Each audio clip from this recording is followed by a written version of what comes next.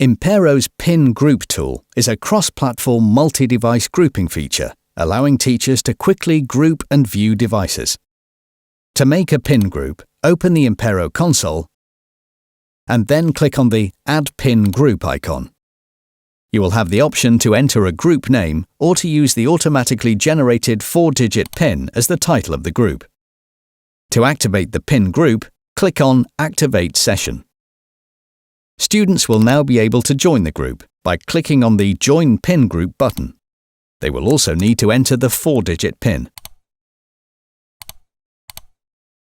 Two different types of pin groups are available in the Advanced section: dynamic groups and static groups. Dynamic groups are designed to support the application of specific policies for the duration of that lesson. As soon as the console is closed, the group will be deleted. In comparison, once a static group is created, the pin group will remain until it is manually deleted.